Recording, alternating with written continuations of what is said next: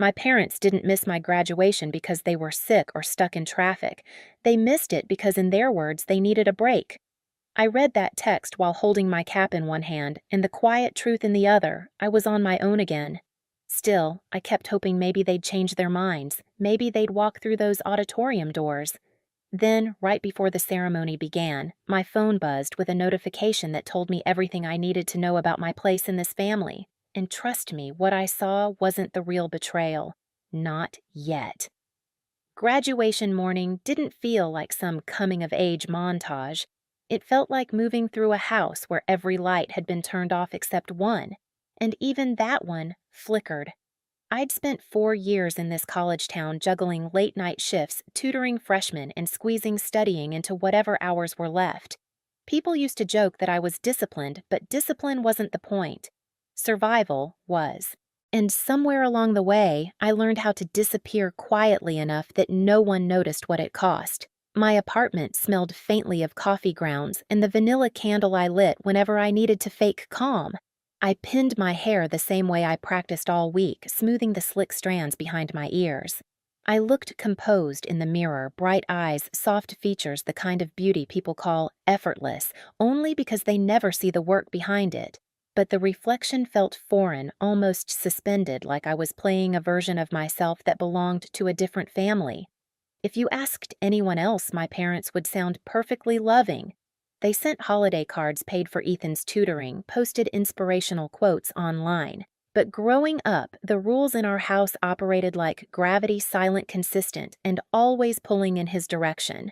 When Ethan got the flu at 7, Mom wrapped him in blankets, spoon-fed him soup, let him skip school for a week. I had the same fever and was told to drink water and push through it. When I turned 13 and finally got approved for a weekend school trip, Mom said she needed me to stay home because Ethan was having nightmares. "You're so mature, Luna," she said, pressing my shoulder like it was praise. "You always know the right thing to do." By the time I left for college, maturity felt less like a compliment and more like a leash. Still, some part of me carried the ridiculous hope that graduation day might be different, that maybe this milestone would be the one thing they showed up for. I laid my phone on the counter, checking it every few minutes. Nothing. No, we're on our way. Not even a heart emoji. Outside, the sky was a dull, forgiving blue, the kind that made the world look softer than it felt. I walked to the bus stop alone, my gown folded neatly over my arm. The air smelled like cut grass and drizzle. A woman passing by told me congratulations, and for a split second it felt like someone saw me.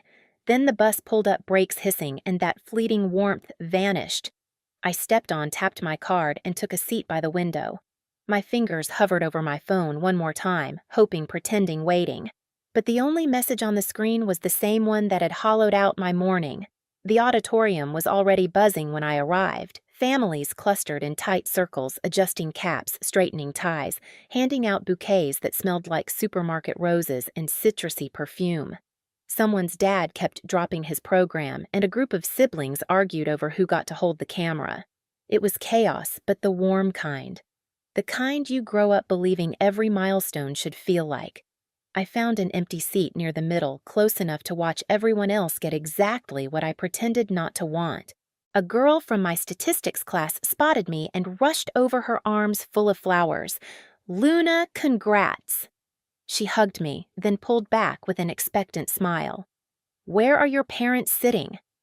There it was, that small, innocent question that stabbed deeper than any insult could. "They couldn't make it," I said softly. It was the safest answer, the one I'd learned to give over the years. She frowned, like I'd told her someone had lost a pet. "I'm so sorry. Are you okay? Do you want a bouquet? I have extras." I nodded, accepting a bunch of pink carnations that were already curling at the edges. "Thank you," I whispered. She squeezed my hand before returning to her row, leaving a faint trail of citrus perfume. When the ceremony began, the dean's voice echoed across the hall, bouncing off brick walls and metal railings. Names rolled by in steady rhythm. Families clapped on, beat sometimes too loudly. I held the carnation's tighter petals, brushing my wrist, like a reminder that someone, just not the ones who were supposed to, had thought of me. During a pause between departments, an announcement encouraged graduates to take photos with their families later, so these memories last a lifetime. Laughter scattered across the room. Someone popped a confetti cannon early. The air felt thick, sweet, suffocating. Maybe that's why I reached for my phone, some pathetic reflex, a last grasp at hope, or just a need to ground myself. The screen took too long to load, spinning like it was making up its mind. Then the feed opened, and everything inside me shifted. Right at the top was a photo of my parents sitting at a restaurant table, sunlight streaking across their faces. Mom wore oversized sunglasses, leaning into Dad like they were on vacation. Ethan sat between them, holding a mimosa in one hand and flashing that grin he'd perfected years ago, the one that said the world revolved around him, and somehow it kept doing exactly that. The caption read, "Brunch vibes with our boy." My breath caught, my chest tightened.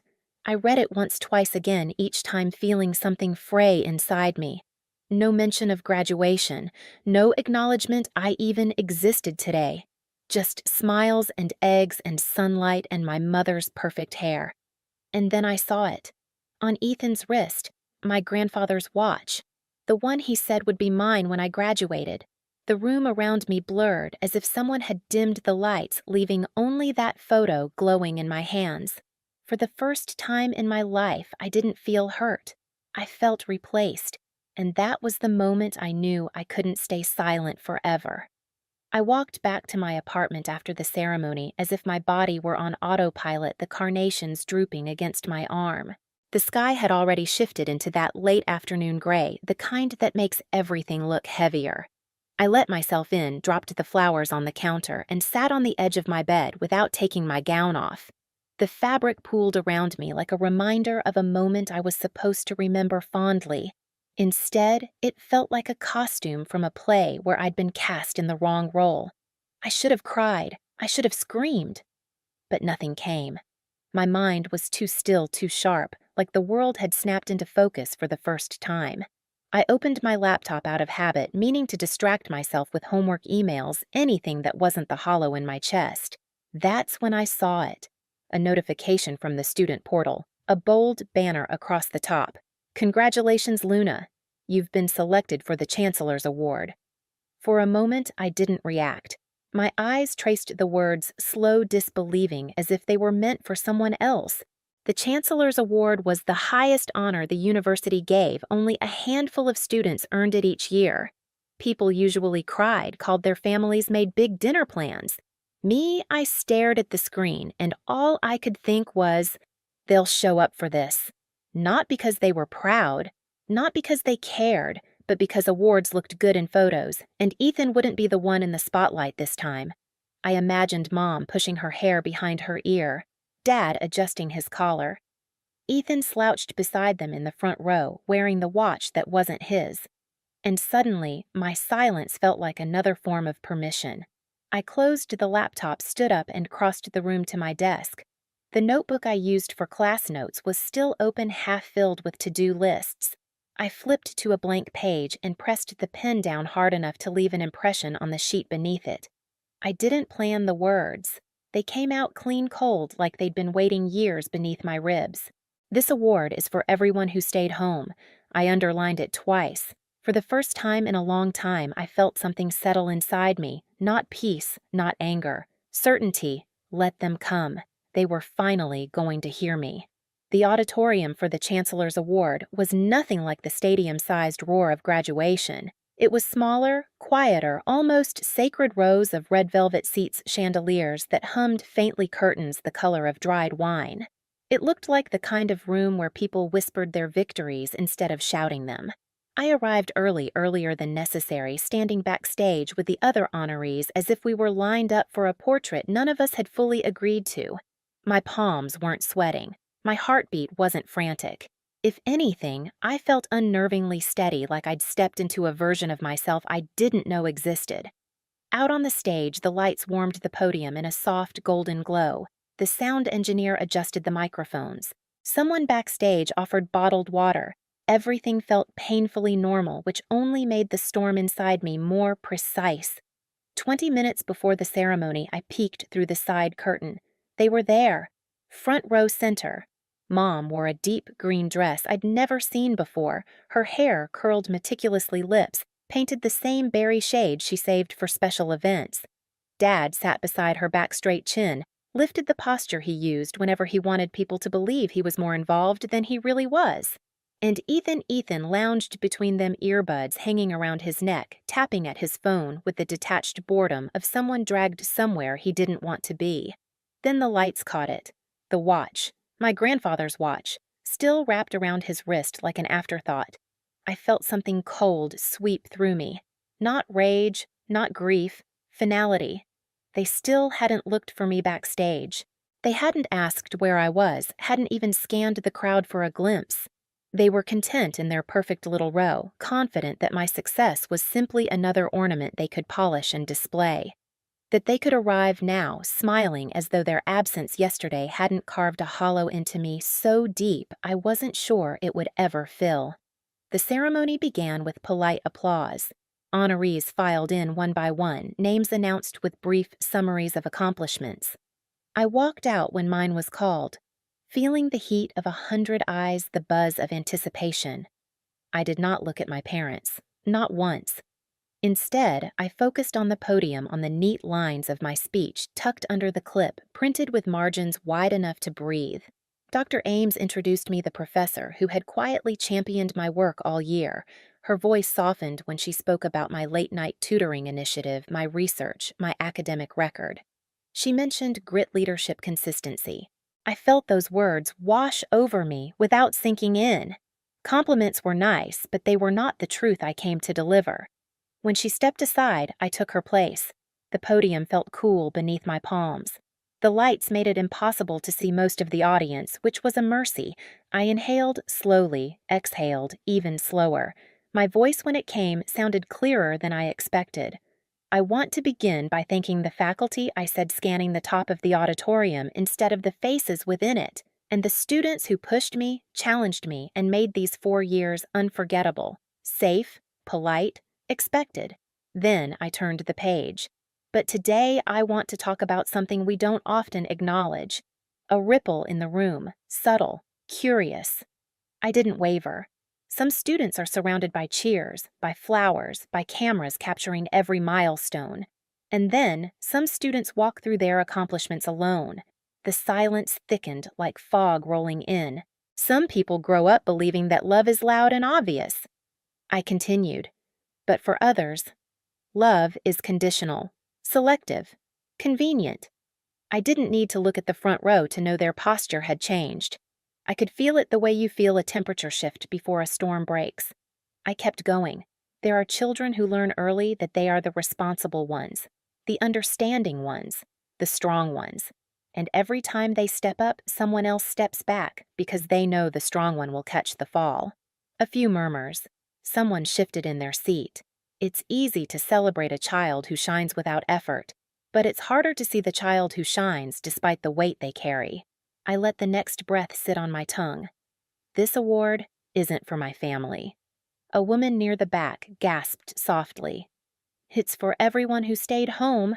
I heard it leave my mouth and settle across the room like iron dust. Heavy, inevitable, true. I didn't have to name details. The absence of specifics made the meaning sharper.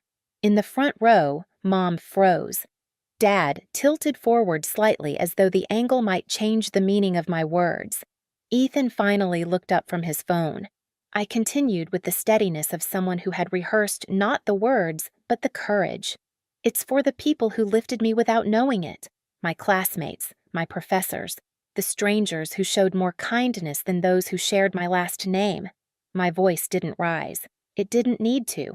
And it's for the students out there who feel invisible. You're not. Not today. I closed my folder, the soft click punctuating the end of every apology I'd ever swallowed. The moment the papers touched wood, the room felt electrified. Stunned silence. Breath held collectively. And then a sudden movement. Ethan shot to his feet, eyes glassy chest heaving like he'd been punched. He stumbled over his seatmates, muttering something that never formed words.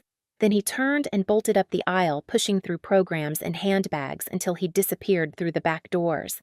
My brother ran out sobbing. The sound of the doors bursting open echoed like a gavel. I didn't flinch. I stepped back from the podium as applause, hesitant at first, then swelling, filled the space Ethan's exit left behind. Not everyone was clapping. My parents weren't. They remained perfectly still, not reaching for each other, not reaching for me, frozen in a picture they hadn't posed for. And I realized something I should have known long ago. You cannot lose what you never truly had. I walked off stage without looking their way, the applause fading into a dull hum behind me. The hallway felt cooler, darker, the carpet muffling each step, like the world was urging me forward. My breath left my body in one long exhale. Not relief exactly, but release, like something that had been tangled inside me finally came undone. Backstage, Dr. Ames squeezed my shoulder, her eyes warm with something like pride. She didn't say, "Are you okay?" or "Was that wise?" She said nothing because she understood. I didn't need consolation. I needed to hear my own voice. And I finally had. That night, my apartment felt unnervingly quiet, like the world was holding its breath after what I'd done. I hadn't changed out of my dress yet. The fabric pooled around my legs as I sat on the edge of my bed replaying the ceremony in flashes, the microphone, the lights, Ethan's face crumpling before he ran. It didn't feel like victory. It felt like stepping out of a burning house and realizing the smoke was still clinging to your clothes. My phone buzzed first with a notification that Ethan had unfollowed me. Then another blocked on messaging. Then another our shared music plan removed me. It should have hurt. Instead, it felt like a door quietly clicking shut somewhere deep inside me. The next message came hours later, an email from my mother. The subject line, "Let's talk." Her words were exactly what I expected, long paragraphs about public embarrassment, how I had blindsided them, how they were only trying to celebrate me in their own way. Not once did she mention the brunch. Not once did she acknowledge the text that started it all. I read it 3 times, then typed one sentence in return. "I gave you silence for 22 years. One moment of truth was the least you deserved." I hit send. No apology, no softening. The only message that made anything inside me shift came the next morning. A photo from my dad, me at 7 years old, covered in mud, holding a plastic shovel like a trophy. On the back, he'd written, "We should have shown up more." "I'm sorry." I kept that photo on my desk as I packed for my move across the state, letting its quiet honesty settle where old wounds used to live. Maybe forgiveness would come someday, maybe not. But for the first time, I wasn't waiting for anyone to choose me. I had already chosen myself. If this story feels familiar, share your thoughts below and hit subscribe so you don't miss the next one.